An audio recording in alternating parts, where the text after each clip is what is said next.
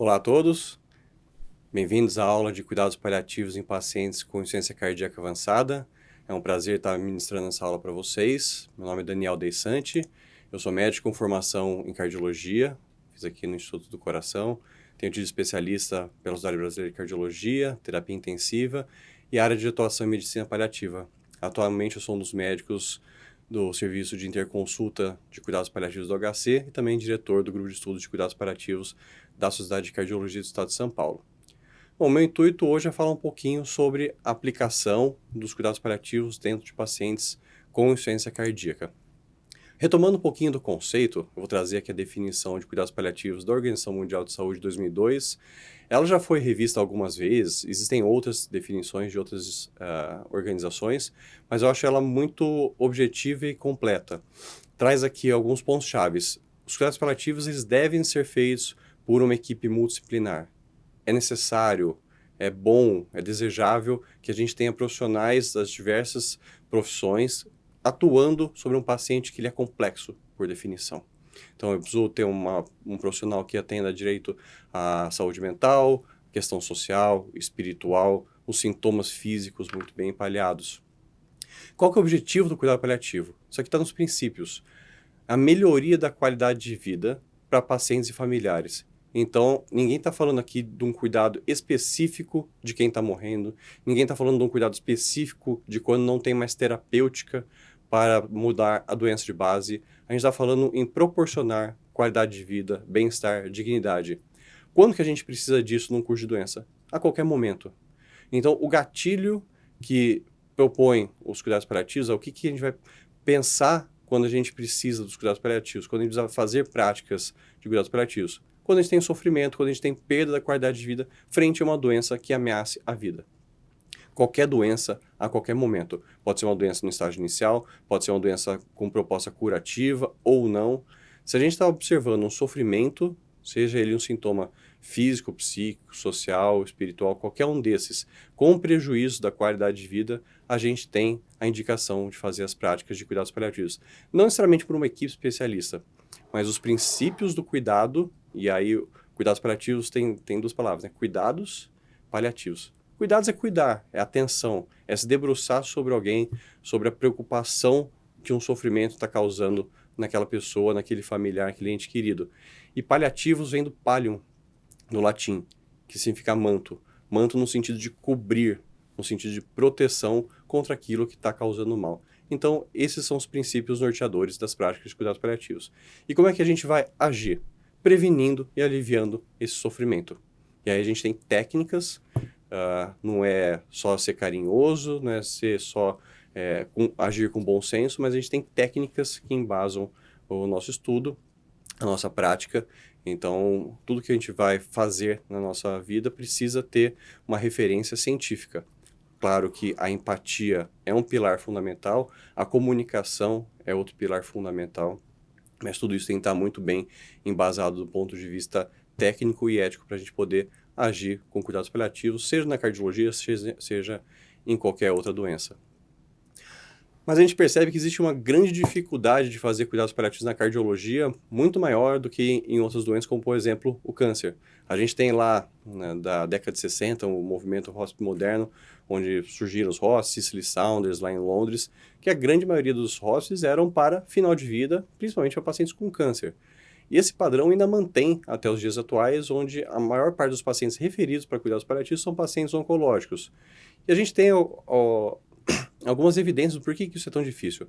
Veja aqui, a curva de um paciente com uma terminalidade marcada, com um declínio nítido, progressivo para o seu final de vida. É um paciente que passa grande parte do seu tratamento com uma boa funcionalidade, com uma qualidade de vida bem aceitável, e quando ele chega no seu final, com caquexia, com refratariedade ao tratamento químico, radioterápico, esse paciente tem marcadamente um declínio físico funcional aproximando-se da sua morte.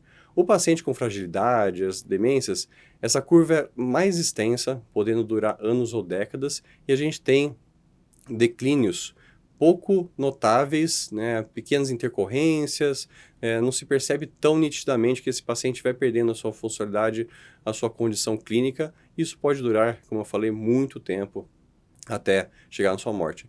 O paciente com insuficiência cardíaca, assim como os pacientes com pneumopatia, insuficiência hepática, eles têm o que a gente chama de falência orgânica. E a curva ela é bem diferente. Ela tem um declínio progressivo, porém ele é intermeado por descompensações agudas, que o paciente geralmente requer internação ou não, mas a gente tem uma terapêutica para fazer que a gente consegue, de alguma forma, recuperar esse paciente, nunca voltando ao patamar anterior, e esse paciente volta na sua curva de evolução natural.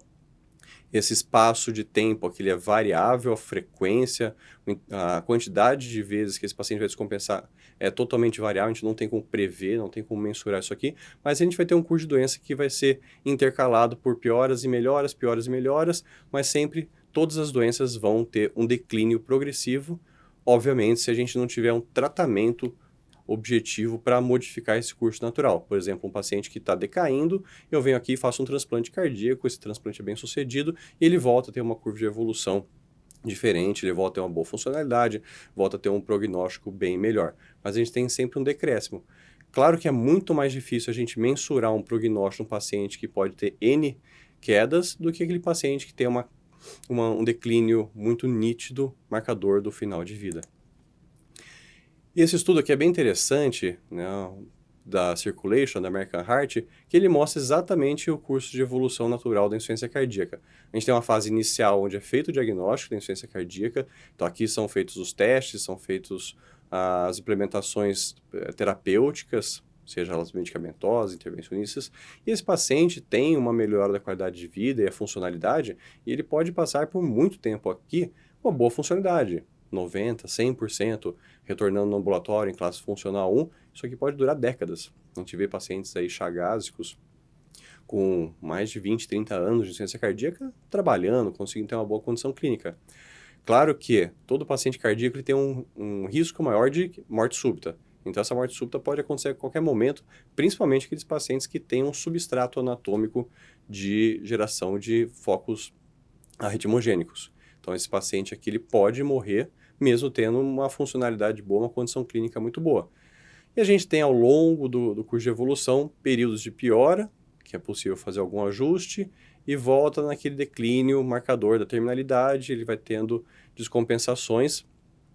E a gente começa a pensar, qual que será que é o momento que eu não mais consigo controlar essa doença, e eu começo a pensar que esse paciente está caminhando para o seu final de vida, ou seja, caminhando para os seus últimos dias, semanas de vida. Essa é uma zona bem nebulosa, aqui está rachurada com cinza, que a gente começa a fazer algumas perguntas. Será que esse paciente é candidato a transplante? Será que esse paciente é candidato a alguma terapia que realmente modifica o curso de evolução dessa doença? Será que esse paciente se beneficiaria de uma terapia renal substitutiva no momento que houver uma segunda falência orgânica, por exemplo, a renal? E esse paciente ele vai tendo falência da bomba e cada vez mais ele vai progredindo para o seu final de vida. Tá, e é nesse momento aqui que eu começo a fazer cuidados paliativos? Não. O cuidados paliativos, por definição, ele é para qualquer doença grave ameaçadora da vida. Então, vocês veem aqui a resposta na parte de baixo do gráfico. O cuidado paliativo, ele existe desde os princípios do diagnóstico, mas ele é pequeno. A proporção de importância no tratamento é pequena, porque é um paciente que está bem compensado, oligosintomático, as necessidades de comunicação e planejamento e tomar decisão são baixas. Então, as demandas de cuidados paliativos podem ser muito bem realizadas por um médico generalista, pela atenção básica, pelo próprio especialista, cardiologista, que não tem a formação em cuidados paliativos. Então, isso aqui são demandas que o próprio serviço inicial pode dar conta. Claro que conforme vão aumentando os sintomas, vão aumentando as demandas, vai aumentando a necessidade de cuidados paliativos, e a hora que a gente chega numa fase avançada de doença, uma fase terminal, a gente tem com certeza maiores demandas, e aqui é interessante que uma equipe especializada seja acionada para poder compartilhar o tratamento e auxiliar na tomada de decisão, no manejo dos sintomas, no acolhimento da família, enfim, em todas as demandas que esse paciente, que ele é muito complexo, vai precisar. Então não é aqui, a hora que não tem mais nada para fazer, a hora que se esgotaram as terapêuticas, eu vou começar paliativos. O paliativo ele vai ganhando importância, a gente vai introduzindo conversas, vai conhecendo esse paciente, conhecendo a sua biografia, expectativas e fazendo um planejamento avançado de cuidados, para que a hora que chegar esse momento, a gente tenha uma maior facilidade de reconhecer que ele não mais se beneficia de terapêuticas avançadas, que ele não mais tem indicação, que não é mais proporcional terapias avançadas, e eu começo a priorizar mais o seu conforto em detrimento das tentativas de controle da doença. Então elas vão se sobrepor e o cuidado paliativo vai ser a principal forma de tratamento desse paciente no seu final de vida. Então isso aqui é uma forma progressiva e integrativa para que as forças elas sejam complementares e sinérgicas, ajudando o paciente. Todos tendem a se beneficiar desse auxílio conjunto. Esse aqui é um gráfico interessante, uma figura que vai mostrando, já está um pouco desatualizada, mas ela é mais didática, para a gente pensar que esse paciente, desde ter um diagnóstico, um fator de risco para insuficiência cardíaca, ele vai passando por estágios de tratamento, e conforme ele vai subindo a escadinha, menos tratamentos são disponíveis e mais avançados, mais tecnológicos são as possibilidades de tentar modificar, controlar essa doença. Pensando que a insuficiência cardíaca ela não é curável, né? São poucas doenças que têm cura na cardiologia. A gente pode trocar uma válvula. Ok, você resolve aquele problema, mas aquela prótese, muito provavelmente, ela vai ter uma outra complicação. A gente pode fazer uma revascularização, mas aquela ponte também pode restenosar, pode ter outra complicação. Então, são poucas doenças que realmente a gente consegue curar. A maioria delas a gente controla e tenta modificar o curso de evolução. Então, lembrando o próprio gráfico da OMS, a gente tem uma forma complementar de tratamentos modificadores de doença com cuidados paliativos. Conforme a doença progride, cada vez menos tratamentos estão disponíveis ou têm a capacidade realmente de modificar essa evolução, e maior é a demanda por cuidados paliativos. Se esse paciente passar por todas essas etapas ou não for elegível a elas, a gente vai pensar num cuidado de final de vida, seria num hospice. Então a gente tem aqui uma fase de terminalidade. Então, aquele paciente que já tem marcadores de mau prognóstico, já está considerando transplante ou dispositivo de assistência ventricular, ou não é elegível para tal, esse paciente vai caminhar inexoravelmente para o seu óbito, e a gente vai fazer os cuidados de conforto e planejamento aqui do final de vida, dando sequência ao luto aos seus familiares. Então, esse gráfico sobrepõe de forma muito interessante a curva de tratamentos cardiológicos. E quando a gente vai abordar um paciente com insuficiência cardíaca, ele não é um paciente qualquer, ele é um paciente complexo com suas peculiaridades. Esse estudo foi muito interessante, que comparou as dimensões entre o paciente oncológico e o paciente com insuficiência cardíaca. Veja aqui, físico, social, psicológico, espiritual. No paciente com câncer, que é um câncer de pulmão, tem uma condição física boa durante grande parte do tratamento, e a condição social, ela vai junto. Enquanto o paciente tem uma boa condição clínica, ele consegue ainda fazer as suas atividades laborais, consegue ter sua vida social, que vai decaindo conforme a condição clínica decai. Mas ele pode ter uma boa condição física e social, mas essa parte psicológica e espiritual está bem afetada. Teve o diagnóstico, ele vai ficar deprimido, teve uma recorrência da doença, ele vai ficar deprimido, vai ter que reinternar para fazer um novo tratamento, a doença está progredindo. Então isso vai ter altos e baixos, mesmo ele tendo uma condição clínica boa. E a hora que chega o final de vida, dependendo muito de como for essa abordagem, a gente pode ter um declínio, todas em conjunto, ou principalmente na parte espiritual, sendo como uma ferramenta de enfrentamento, a questão espiritual sendo um grande auxílio para que esse paciente se sustente nos seus últimos dias de vida. Já aquele paciente com insuficiência cardíaca, que tem uma curva totalmente diferente, a gente vê as curvas física, social e psicológica andando de forma paralela. Enquanto o paciente está bem, ele consegue fazer suas atividades, psicológico bom. Toda vez que ele descompensa, tudo entra em ruínas. Ah, consigo compensar, vou de alta, tudo melhora. Volta para aquela inércia de piora, piora, piora, volta a descompensar. Então, o psicológico é junto. E a questão espiritual, ela vai variar muito de paciente para paciente, então a gente tem que individualizar e fazer uma pesquisa ativa, fazer uma anamnese espiritual para entender como é que esse paciente se comporta aqui ao longo de todo o curso de evolução. Então, essas curvas são muito dependentes da condição clínica, física. Por isso que é muito importante a gente tentar ao máximo controlar a doença, seja com medicamentos, intervenções, para que esse paciente se mantendo bem, ele consiga trazer conjuntamente a questão social e psicológica. Claro que as abordagens específicas de profissionais, tanto da saúde mental quanto da área social, são muito importantes para tentar manter todo esse paciente que ele é complexo, além da abordagem da família. E qual que é o impacto do tratamento clínico? Eu falei assim, vamos tentar manter ao máximo a estabilidade desse organismo, toda a questão hemodinâmica e funções orgânicas. Essa aqui é uma revisão da eficácia dos tratamentos medicamentosos ao longo dos anos. Então, a gente tem aqui desde o IECA, dos bloqueadores de receptor de angiotensina, até o atual sacubitril valsartana, beta-bloqueador, espironolactona. Então, a gente tem muita evidência de que isso muda a mortalidade. E não só muda a mortalidade, um paciente bem compensado clinicamente, ele vai ter mais condição funcional, ele vai ter mais qualidade de vida. Então, o tratamento modificador aqui, ele não é curativo, ele controla a doença, mas ao mesmo tempo que ele controla a doença, ele proporciona também qualidade de vida, ele proporciona funcionalidade. Então é muito importante, desde que o paciente tolere, que a gente faça um tratamento cardiológico muito adequado, de acordo com as indicações dos estudos e guidelines. Agora, se a gente não conseguir tratar esse paciente, ou porque ele não é aderente, a gente já tentou falar de várias formas, fazer ajuste terapêutico, já tentou colocar um farmacêutico clínico para ver se a gente consegue melhorar a posologia, mas o paciente não é aderente, ou ele tem uma contraindicação a tal medicação, ele não tolera, né, por efeitos colaterais.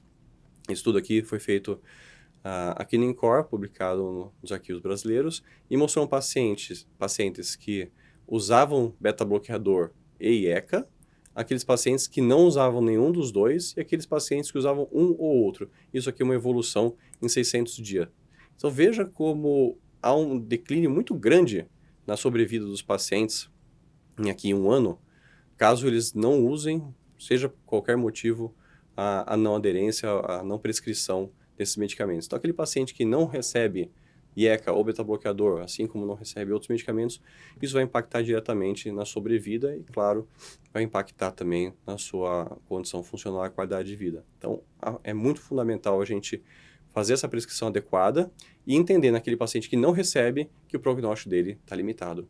Então, estou dando hidralazina com nitrato, não tolera IECA, não tolera beta-bloqueador, eu vou pensar numa curva muito mais para esse paciente do que uma sobrevida para esse paciente. Pensa, a fração de ejeção é o grande marcador da terminalidade, o que eu mais uso como evidência para pensar em prognóstico. Já tem vários estudos mostrando de como é que é o impacto do prognóstico da fração de ejeção. Esse aqui saiu no New England, já tem um tempinho, mas mostra como a fração de ejeção reduzida e a fração de ejeção preservada tem prognósticos ruins, igualmente ruins. Na reduzida, ao longo do tempo, com novos tratamentos, a gente conseguiu modificar essa evolução, tanto que a sobrevida ela aumentou com a introdução de novas terapêuticas. Hoje, a gente tem um recurso muito pobre que realmente consegue modificar a insuficiência cardíaca de fração de ejeção preservada. É um pouquinho melhor? É. Mas você pode pegar, por exemplo, uma senhora, né, com 65 de fração de ejeção, dispneica, que vive internando, né, que tem uma funcionalidade extremamente baixa, e tem um outro paciente, chagasco, com 20 de fração de ejeção, que ainda hoje trabalha, que pega ônibus. E aí, qual paciente tem mais demanda de cuidados paliativos? Aquele com 20 de fração de ejeção que ainda trabalha, tem uma classe funcional 1, 2, ou aquela senhorinha com 65 de fração de ejeção, congesta, com disfunção renal, que interna recorrentemente, fibriladora. Então, a gente não pode nem determinar prognóstico exclusivamente pela fração de ejeção, muito menos indicar cuidados paliativos pela fração de ejeção. Uma forma mais interessante de avaliar esse paciente é pela classe funcional da New York Heart Association. A gente tem não só uma análise funcional e sintomática, como uma perspectiva prognóstica. Se aquele paciente está evoluindo com classe 3 e 4, eu sei que a sobrevida dele está limitada. Eu sei que se eu não intervir de uma forma eficaz nesse tratamento, tentar modificar, eu vou colocar uma terapêutica nova, melhorar a aderência, fazer alguma intervenção percutânea, dispositivo, transplante, esse paciente tem um alto risco de falecer em um ano. Sem falar que ele está sintomático, aquele paciente que tem uma condição clínica funcional muito limitada. Então, é um grande marcador de doença avançada. Ele pode estar em classe 3 porque está mal aderente, então eu vou ajudar na aderência, ele pode recuperar e ter uma sobrevida maior. Sim, mas eu tenho que modificar esse estado. Essa que é a condição. Se essa condição não puder ser modificada, esse paciente está fadado a ter um prognóstico muito ruim e muito sintomático, então sim, ele tem indicação de receber cuidados paliativos. Pensando em etiologia, é muito diferente de pegar uma paciente, por exemplo, com uma miocardiopatia periparto, do que um paciente isquêmico, de um paciente Chagas, que não tem aqui, porque esse gráfico não é brasileiro, é americano. A Chagas fica embaixo que é isquêmica, mais grave ainda. Então, a gente tem que também pensar no prognóstico, tempo de doença, de acordo com a fisiopatologia. Ferramentas, existem inúmeras. Trago aqui para vocês o Seattle Heart Failure Model, é um dos mais utilizados, mais difundidos. Ele é uma ferramenta para uso ambulatorial, tem aqui variáveis clínicas, medicamentos, dados laboratoriais, dispositivos, e ele vai dar uma expectativa de sobrevida em 1, 2 e 5 anos. E ele, óbvio, tem algumas medicações que não tem aqui no Brasil, mas ele dá uma estimativa um pouquinho mais objetiva do tempo esperado de sobrevida e também qual que é a expectativa se eu acrescentar uma dessas medicações, ou se eu melhorar a classe funcional, enfim, como é que eu imagino que vai ser esse impacto no tratamento. Então, ela é bem interessante, está disponível aqui na internet, acesso aberto a todos. Uma outra ferramenta muito interessante, esse estudo de 2005, que é o estudo ADHERE, que é um estudo multicêntrico, vários pacientes, mais de 33 mil pacientes em muitos países. Eles estudaram algumas variáveis e chegaram ao final em 3: ureia, pressão arterial sistólica e creatinina, separando aqui em grupos de baixo risco, alto risco e risco intermediário para morte hospitalar. Então, eles viram pacientes na admissão com ureia baixa, pressão acima de 115 milímetros de mercúrio, o risco de morte hospitalar, 2%. Pacientes com ureia alta, pressão sistólica baixa e creatinina acima de 2,75, esse risco aumenta em 10 vezes. Claro, aqui eles pegaram todos os tipos de pacientes com insuficiência cardíaca, desde aqueles com um IC perfil C, perfil B, qualquer paciente. Então, foi um estudo observacional e eles perceberam que essas variáveis aqui tinham uma correlação muito direta com a mortalidade. Então, o paciente chegou, você pode simplesmente colocar aqui nesse risco. Então, olha, ureia, creatinina, todo paciente chega no hospital, é feita essa mensuração, assim com pressão, você já consegue ter uma expectativa aí do risco de mortalidade intra-hospitalar. Então, isso aqui é uma ferramenta muito fácil de ser aplicada. Existem outros, por exemplo, o MEDIC. O MEDIC usou 13 variáveis para avaliar a mortalidade. Todas as variáveis nesses estudos aqui tiveram uma correlação independente com a mortalidade. Também é uma ferramentinha, está disponível aqui no site. Vocês podem entrar lá e calcular o risco de morte em 1 e 3 anos para o paciente. Alguns estudos tentaram avaliar prognóstico associado à qualidade de vida. Então, existe uma ferramenta chamada Kansas City Cardiopathy Questionnaire. Eles usam como ponto de corte 45 pontos. Abaixo de 45, uma qualidade de vida ruim. Acima de 45, uma qualidade de vida boa. E eles pegaram esses pacientes no momento da sua alta e avaliaram a qualidade de vida. Mesmo eu tendo de alta de uma descompensação de insuficiência cardíaca, alguns mantinham qualidade de vida ruim, outros até que boa. O que eles observaram? Ao longo de 24 semanas de evolução, 1/3 deles morreu. Ou seja, uma alta mortalidade independente aqui do grupo, 1/3 desses pacientes morreu em 6 meses. Desses aqui com uma qualidade de vida ruim, alguns sobreviveram aos 6 meses ainda mantendo qualidade de vida ruim, alguns poucos melhoraram. Daqueles que mesmo saindo com uma condição clínica melhor, houve uma piora clínica, ou seja, continuaram naquela curva descendente e uma proporção um pouquinho maior conseguiu manter. Ou seja, aquele paciente que interna por uma descompensação de insuficiência cardíaca, é fundamental que a gente faça uma avaliação de prognóstico, uma avaliação de qualidade de vida dele, pensando de como é que vai ser esse futuro. Ele tem um risco inerente de morrer e tem um risco grave de ficar disfuncional ou ter uma qualidade de vida ruim indo de alta. Então, apesar de ser o sucesso, uma alta hospitalar, a gente não consegue dizer que ele vai ter uma boa sobrevida, nem em tempo, nem em qualidade. Então, a gente tem que avaliar melhor a qualidade de vida desses pacientes, e aí o cuidados paliativos é fundamental para fazer esse auxílio. E claro que é muito importante que esse paciente tenha um segmento ambulatorial, tanto para ajuste de medicações, como para avaliar os domínios da qualidade de vida.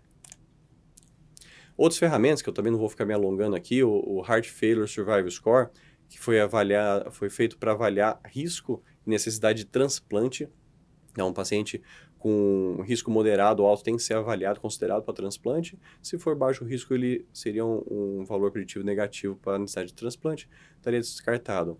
O estudo EFFECT também avaliou aqui mortalidade de curto prazo, 30 dias e 1 ano, usando aí algumas variáveis clínicas. E aí, tentando definir insuficiência cardíaca avançada, pensando não só no prognóstico, pensando o que é insuficiência cardíaca avançada? Não há um consenso na literatura entre as sociedades de quais são, nem quantos critérios são necessários para a gente definir um paciente com insuficiência cardíaca avançada. Ainda é uma área sem uma resposta, é uma pergunta ainda sem resposta. Se vocês forem ver essa aqui, uma atualização da diretriz de atualização de insuficiência cardíaca da Sociedade Brasileira de Cardiologia de 2021, a Sociedade Brasileira coloca alguns critérios como marcadores, não fala exatamente quais são obrigatórios estarem presentes aqui para definir um paciente com insuficiência cardíaca avançada, mas é claro que quanto mais desses presentes, mais sugestivo que esse paciente tenha insuficiência cardíaca avançada. American Heart, Sociedade Europeia e Sociedade Americana de Insuficiência Cardíaca. Percebam que só 3 critérios são consensos entre as sociedades. Sintomas graves e persistentes, apesar de terapia otimizada, ou seja, aquele paciente com terapia máxima tolerada, e mesmo assim sintomático, classe 3 e 4.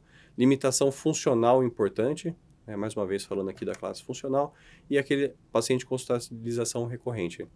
Vejam, aquele paciente que vem perdendo funcionalidade, vem ficando refratário terapêutico, que vem necessitando cada vez mais de suporte hospitalar. Naqueles gráficos, lembra aquele da OMS, quanto mais a doença avança, menos tratamento modificador de doença eu tenho, maior necessidade de cuidados paliativos. Aquele paciente que tem a terapia otimizada, poucos recursos, sintomático, perda funcional, necessidade de controle de sintomas e hospitalização recorrente. Aquele paciente que vem fazendo aquela curvinha com descompensações recorrentes e internações. Então, isso marca muito claro na nossa cabeça quem que é esse paciente mais grave.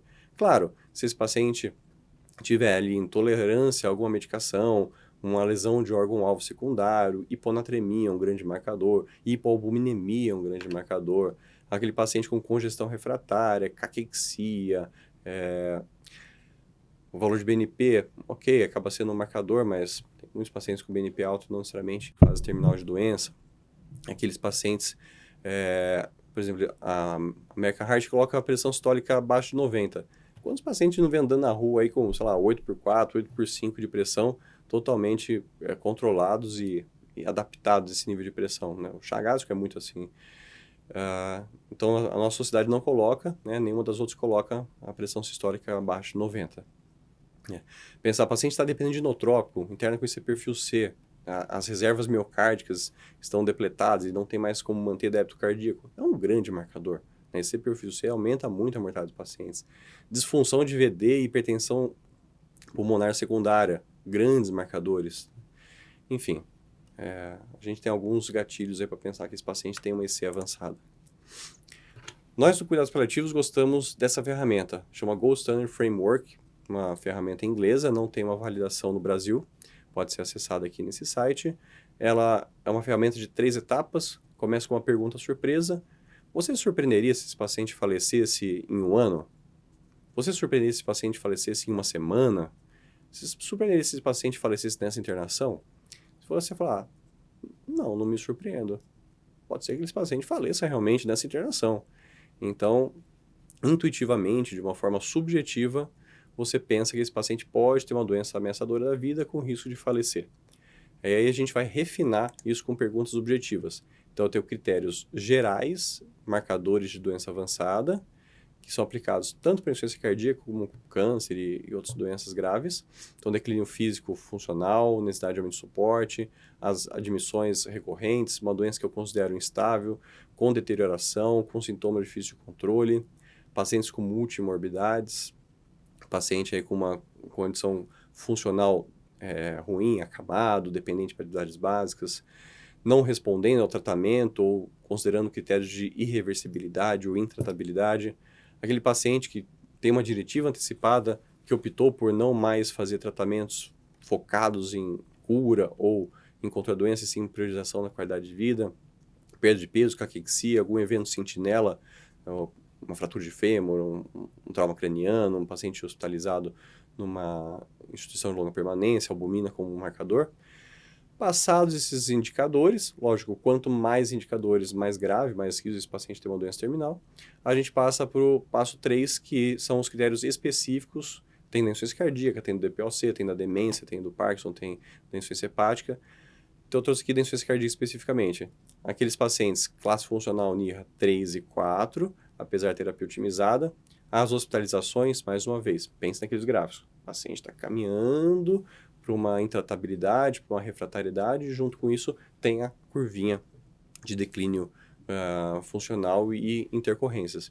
Sintomas de difícil controle, e aí alguns marcadores, hiponatremia, peptídeo alto, queda da função renal, anemia, outros marcadores laboratoriais. Então a gente tem isso aqui para refinar nossa avaliação, para considerar que esse paciente aí tem uma doença terminal, risco de caminhar para a fase final de vida. E um outro instrumento muito fácil que a gente pode usar de triagem é o SPICT. Esse sim tem uma validação para a língua portuguesa. Tem critérios gerais, então internações hospitalares recorrentes, né, a capacidade funcional ruim ou em queda, dependência para cuidados, perda de peso significativa, sintomas persistentes apesar do tratamento clínico, e a pessoa solicita cuidados paliativos, interrupção, limitação do tratamento. Então, se esse paciente completa um ou mais desses critérios, a gente avalia aqui a parte específica. Para a doença cardiovascular, traz novamente a classe funcional. Então, veja, a classe funcional, funcionalidade, reflete muito não só do prognóstico, mas também da qualidade de vida. Então, está sempre presente. Tem que fazer uma avaliação funcional desse paciente a todo momento. A avaliação funcional, seja com o NIRA, seja com o PPS, ela não é uma foto, ela tem que ser um filme. Então, esse paciente há 1 ano, há 6 meses, há 1 mês, hoje, como é que é? Ele era 100, passou para 90, passou para 60, hoje é 30. Qual que é a perspectiva? Que ele continue caindo 20, 10 e venha a falecer. Então, avaliando essa perspectiva de curva, há algo que eu possa fazer diferente? Se não, então é essa curvinha, sempre decaindo. Então, a funcionalidade é uma avaliação que é fundamental, não tem como ser feita. E alguns gatilhos, como eu falei já, alguns marcadores são muito próprios dos pacientes com insuficiência cardíaca em fase final de vida. Então, aumento dos sintomas, mais uma vez, aqui para não ser repetitivo, dependência, aí hospitalizações, aumento de dose de diurético, aquele paciente que usava um comprimido de furosemida, passou para 2, passou para 4, está usando furosemida no hospital dia 1 vez por semana, 2 vezes por semana, daqui a pouco tem bomba de infusão de furosemida, e esse paciente está caminhando para o final de vida. Hipotensão sintomática, não tolera vasodilatador, alguns marcadores aí, paciente que não tolera medicações, transplante, dependência de dobutamina, choques por CDI, ou seja, evento arrítmicos, risco de morte súbita, outras comorbidades, imagina um paciente com insuficiência cardíaca e câncer, com certeza aumenta a mortalidade. Mais uma vez aqui, albumina, alguns eventos marcantes, muito comum o paciente está relativamente estável, tem um familiar que falece, acaba entrando em luto, e isso impacta muito na sua condição clínica, ele vem ali a ter um declínio físico-funcional e caminhar também para o seu final de vida. E eles colocam aqui o julgamento clínico que esse paciente está no final da vida, mais uma vez, a questão do vínculo, do conhecimento daquele paciente, olhar aquela curva de evolução e perceber que ele realmente está tendo uma piora progressiva. Então, por isso a necessidade de uma avaliação horizontal contínua desse paciente, para a gente poder ter um melhor entendimento do momento e que ele já está chegando na sua fase final de vida e a gente tem que repensar o plano de cuidados.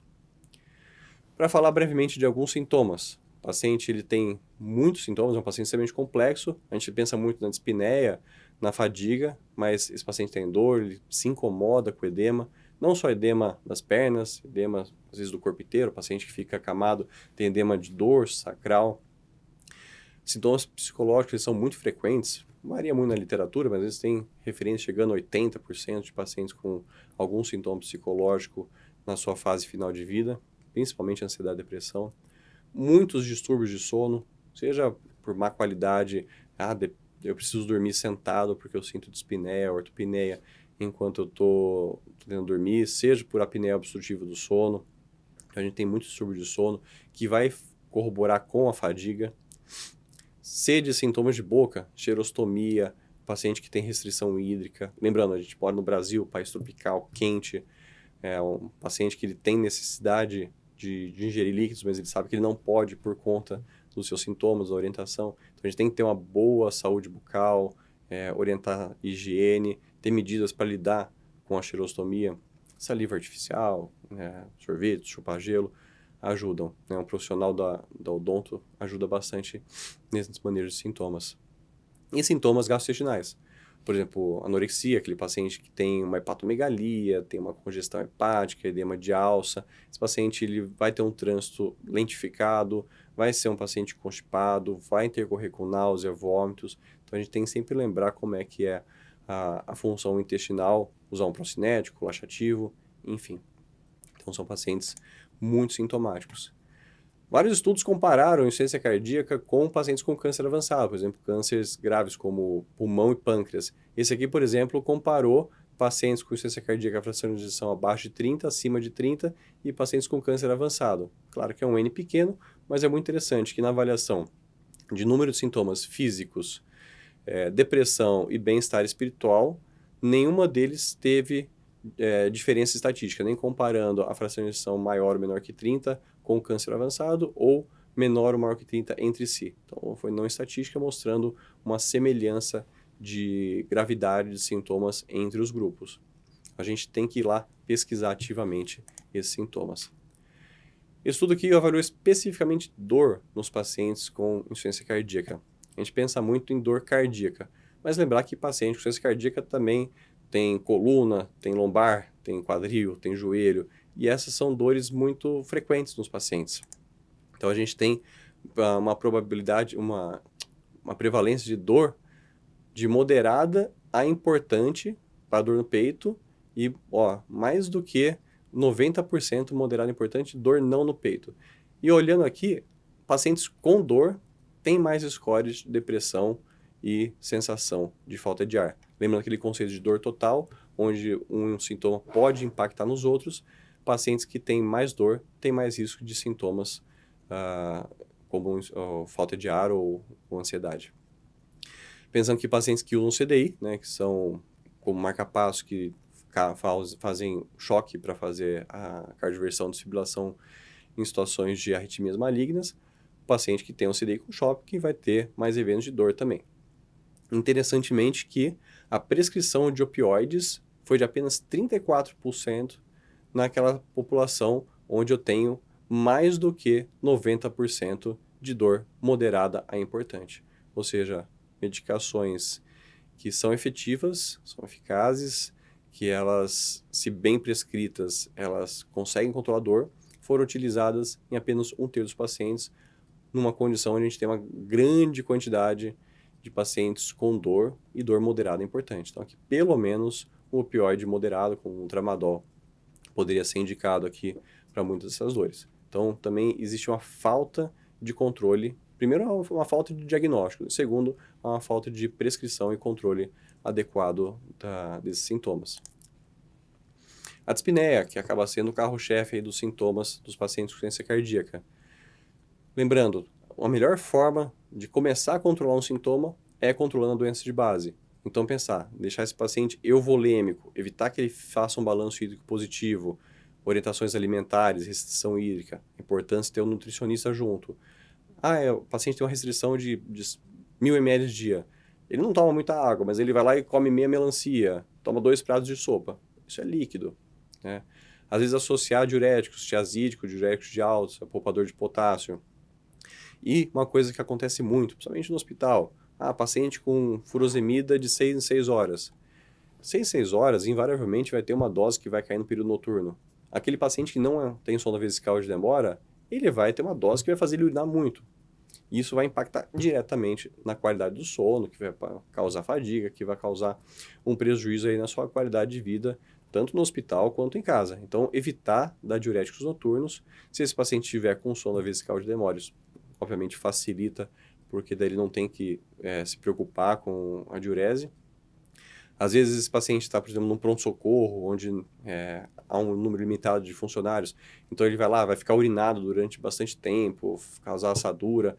Então a gente tem que se preocupar também todos os agravos que a gente está causando em dar um diurético num horário um pouquinho mais complicado. Então o que eu faço? Tentar usar a mesma dose de diurético dividida em 2 ou 3 tomadas um pouquinho mais precoce. Fazer logo cedo de manhã cedo, ou logo após o almoço, final da tarde, para evitar essas doses de madrugada, por exemplo, de diurético. Estratégia de monitorização de peso, que é interessante, tem uma balança em casa. A gente estipula mais ou menos um peso seco desse paciente e eu falo, você tem que ficar em torno disso. Se eu começar a subir de um dia para o outro 1, 2, 3 quilos, isso que é líquido. Então a gente pode empoderar o paciente ou a família a fazer esse monitoramento e tomar uma dose adicional de furosemida, fazer uma restrição um pouquinho mais rígida de líquido daquele dia, para que ele evite ficar extremamente congesto e busque o serviço de saúde. A gente pode programar, por exemplo, esse paciente ir numa unidade básica e receber uma dose de furosemida endovenosa. A gente sabe que conforme esse paciente vai ficando mais congesto, ele vai ficando mais edemaciado, a absorção intestinal muda. Então, não tem a garantia de que um comprimido, 2 comprimidos de furosemida vão ter exatamente o mesmo efeito do que num paciente que não está congesto. A absorção, toda a farmacocinética muda. Então, às vezes, uma dose de furosemida endovenosa, o paciente vai lá e urina 5 litros. Então, essa estratégia, seja hospital dia, seja domiciliar, se for possível, às vezes ajuda o paciente a controlar melhor o peso e ele volta na sua rotina com os diuréticos orais. Tendo isso aqui bem controlado, opioides, a morfina é a droga de escolha, ansiolíticos ficam como uma segunda opção caso haja um componente de ansiedade associado aí à dispneia. Ambientes ventilados ajudam, por exemplo, uma janela aberta, um ventilador, aqueles ventiladores de mão ajudam bastante. Oxigênio extremamente questionado, tá? Indicado apenas em situações de hipoxemia comprovada. É muito comum que ele fale, estou dispneico, estou com falta de ar, vem o Gasparzinho no meio da noite, coloca o cateterzinho de oxigênio, tá ele lá saturando 100% sem nenhuma indicação. E a ventilação não invasiva indicada caso o paciente tolere, óbvio que ele precisa aceitar, ele precisa compreender a estratégia, ajuda bastante, aumentando ali a troca alveolar, então está indicado sim. Fisioterapia, posicionamento, tem alguns pacientes que ficam mal ajeitados no leito, ficam tortos, ficam no decúbito horizontal, então ter um posicionamento adequado. Quando um paciente vai chegando no seu final de vida, ele já não tem mais tanta energia para fazer as coisas, então não adianta uma terapia de reabilitação do paciente no final de vida.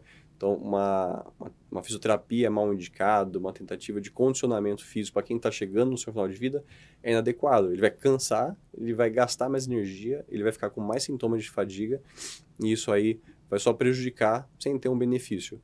Claro que é diferente daquele paciente que eu estou numa fase mais inicial, mais precoce de doença, e eu penso num condicionamento, numa reabilitação.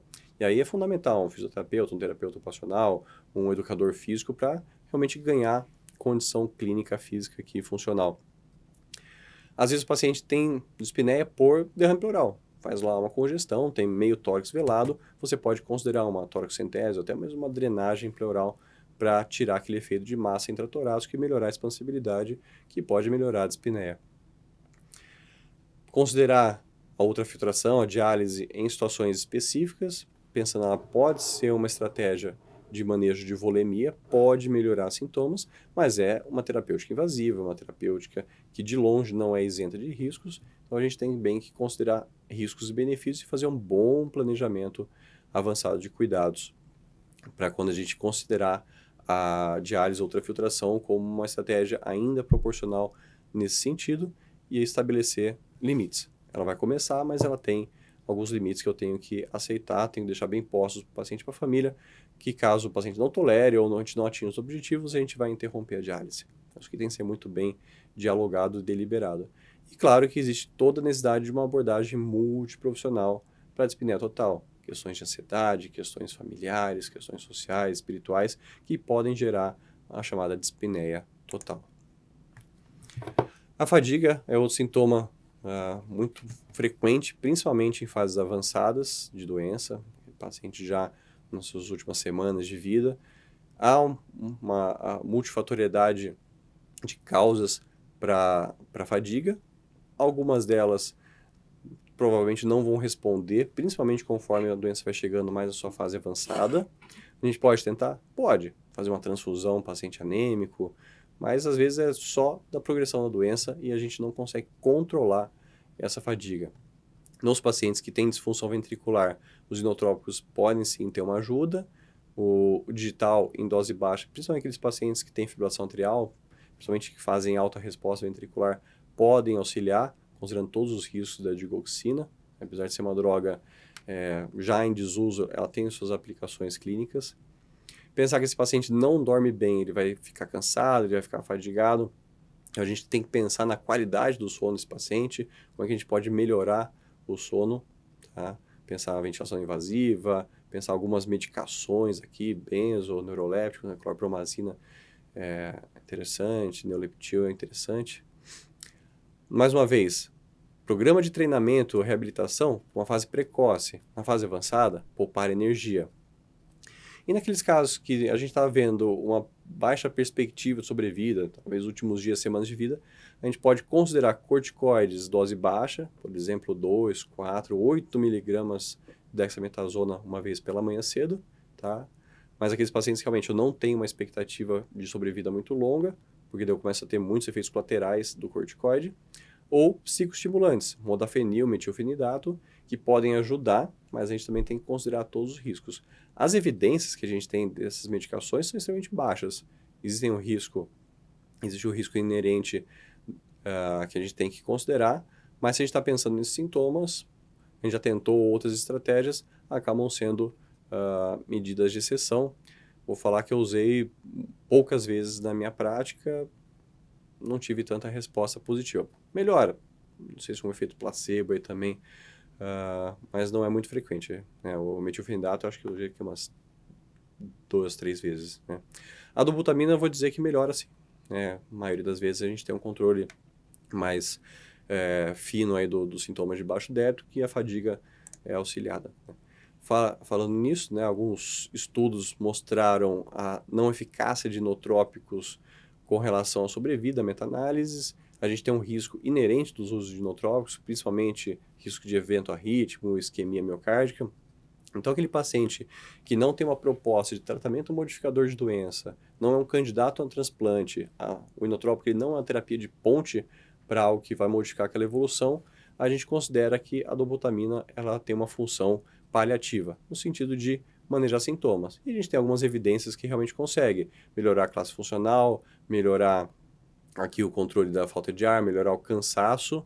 Então a gente tem que deliberar qual que é a indicação e por quanto tempo e quais são os riscos que eu estou aceitando ao indicar a dobutamina e principalmente ao manter essa dobutamina por um tempo estendido para aquele paciente visando o manejo de sintomas. Então isso tem que estar bem claro para a equipe, para o paciente, para a família e muito bem descrito no prontuário. Se esse paciente fizer uma taquicardia ventricular, uma fibrilação ventricular, é um efeito colateral, aceitável, mas na outra mão a gente está tentando manejar os sintomas. Então, é uma estratégia válida. A gente usa muito na nossa enfermaria de cuidados paliativos a dobutamina como estratégia de controle de sintomas de baixo débito, mas tem seus riscos, por exemplo, necessidade de um acesso seguro para infusão.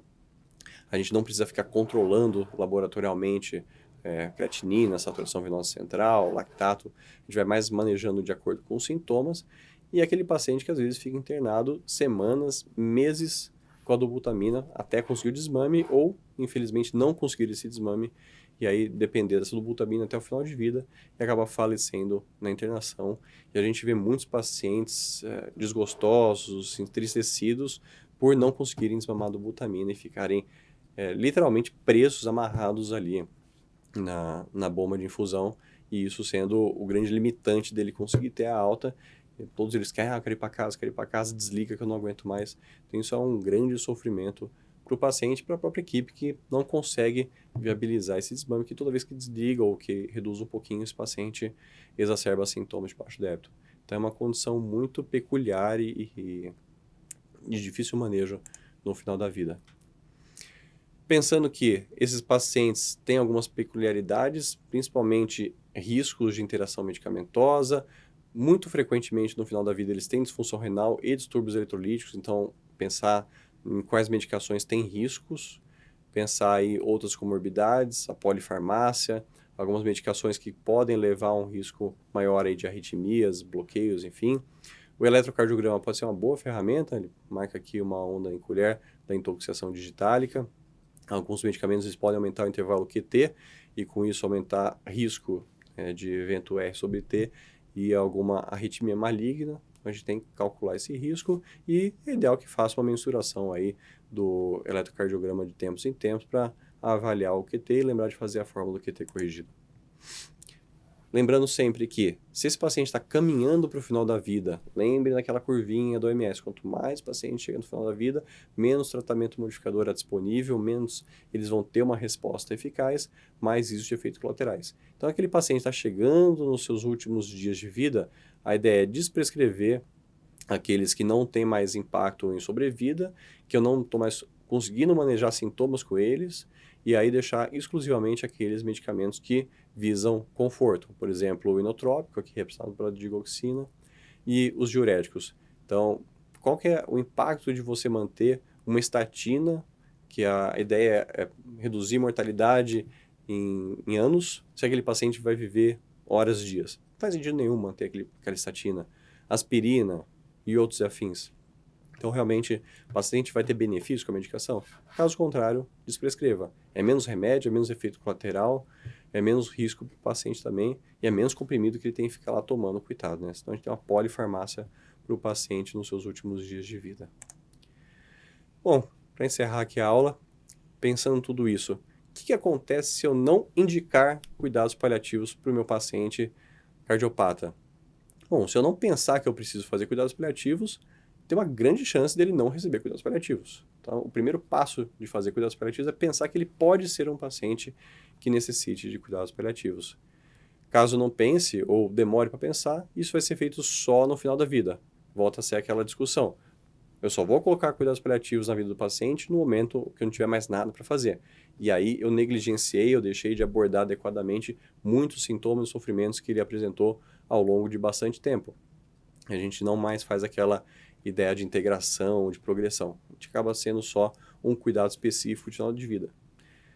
Menor controle de sintomas e sofrimentos, mais risco desse paciente acabar recebendo tratamentos desproporcionais, mais intubação, reanimação, diálise inapropriada, medidas avançadas de suporte de vida, mais risco dele morrer numa UTI. Risco aqui, então, de distanásia e de sintomas mal controlados. Menor chance desse paciente ser encaminhado para um hospice, uma unidade onde ele vai receber cuidados de uma equipe específica voltada para uma gênero de sintomas. E isso vai gerar uma insustentabilidade nos serviços de saúde, porque cada vez mais a gente vai ter um aumento dos pacientes com cardiopatia, cada vez mais idosos, mais policomórbidos, e o sistema de saúde ele vai ficar inviável se todos os pacientes forem morrer numa UTI. Aqueles que têm indicação, ok. Aqueles que já estão no seu final de vida não têm benefício, não devem ser encaminhados para uma UTI. E a hora que eu faço cuidados paliativos, cada vez mais eu tenho evidências de que eu agrego conforto, eu agrego qualidade de vida, eu agrego valor a essas vidas. Então esse aqui é um estudo publicado no JACC, que avaliou 2 grupos, um de tratamento cardiológico habitual e um com um grupo de cuidados paliativos associado ao tratamento cardiológico habitual. Então ele mantinha o segmento paralelo. E foram avaliadas algumas questões, como qualidade de vida, ansiedade, depressão, bem-estar espiritual, e a gente percebe que aqui já na 12ª semana, as curvas começam a se abrir, havendo uma melhora, tanto no score de qualidade de vida, quanto nas outras avaliações dimensionais, aí, mostrando uma evidência de que o cuidado paliativo sim melhora esses aspectos, ou seja, ele agrega no tratamento e não tem impacto da mortalidade. O paciente não morreu mais ou menos porque recebeu cuidados paliativos, mas esse tempo de sobrevida foi melhor. Então, se eu agrego sem haver um prejuízo, por que não fazer? Tá? Então, essa aqui é uma das evidências de quão importante é fazer cuidados paliativos em ciência cardíaca. E, mais uma vez, o impacto econômico. Esse aqui, dados americanos, pensando no volume de pacientes com insuficiência cardíaca, os gastos que mais que vão duplicar aqui de 2012 a 2030. Geralmente, esses pacientes gastam quando eles estão internados e eles internam quando eles estão na fase avançada, descompensada da doença. Então, se cada paciente que for internar, marcador de doença terminal presente, for para o UTI, eu vou aumentar muito o gasto e isso vai ficar totalmente inviável para o sistema de saúde. Então, eu tenho que selecionar bem aqueles pacientes que realmente têm benefício, que ainda é proporcional uma terapia intensiva, caso contrário, fazer um planejamento de cuidados que fique mais voltado para o manejo de sintomas e conforto.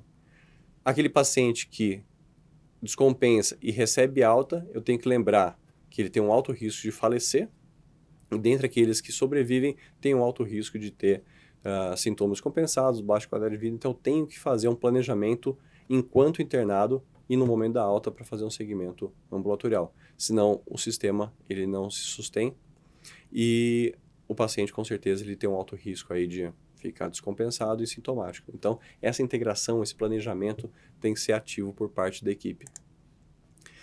Claro que a cardiologia ela sempre traz novos instrumentos, novas perspectivas, né? Novas intervenções, aparelhos, medicamentos, o transplante, dispositivos, válvulas. Né? A gente sempre pensa que a gente pode, com a tecnologia, enganar a morte, mas a morte está presente para todo mundo. Aqueles que conseguem uma terapia efetiva vão postergar, mas uma grande maioria vai acabar falecendo sem ter acesso aqui ou sem ter indicação a nada disso, e a gente vai ter que estar presente fazendo um bom diagnóstico, não só do prognóstico, mas também das necessidades que esses pacientes apresentam. Então, a gente não vai conseguir impedir a morte, ela vai chegar, mas a gente tem que pensar que ao longo dessa trajetória de doença, esse paciente vai passar por altos e baixos, vai ter muitos momentos de sofrimento, e a gente vai ter que estar lá fazendo esse diagnóstico de sofrimento e abordando adequadamente. Muitas vezes a gente tem que tomar decisões difíceis nesses pacientes, falar com a família, decidir se esse paciente vai ser candidato a alguma coisa ou não, mas a gente precisa sair da caixinha de pensar só na sobrevida. A gente tem que pensar na qualidade de vida, a gente tem que pensar qual que é o custo, qual que é o impacto, custo não só financeiro, mas para o doente, ficar numa UTI, passar por um procedimento, a dor que isso vai causar, a distância da família, tudo isso impacta. A gente tem que pensar isso aqui na hora de tomar uma decisão. E tomar decisão para o paciente não é baseado exclusivamente no guideline. A gente tem que individualizar para aquela pessoa, para aquele ser biográfico, para quem tem uma história de vida, tem valores, tem expectativa, tem sonhos ali, tem metas de vida, como que aquele tratamento vai se adequar nesse contexto. E aí, eu individualizando, fazer um planejamento de cuidados, pode ser que entendendo isso aqui de uma forma mais precoce, eu consiga planejar melhor o seu futuro. Então, muitas vezes, discussões difíceis hoje vão facilitar decisões difíceis amanhã. Então, o planejamento, a integração dos cuidados paliativos na insuficiência cardíaca só tendem a ajudar a todos, ao paciente, à família e à equipe. Eu agradeço a atenção, eu deixo aqui meus contatos, caso alguém tenha alguma dúvida, alguma crítica, alguma sugestão, podem me escrever e eu fico à disposição e até um próximo encontro. Até logo, tchau, tchau.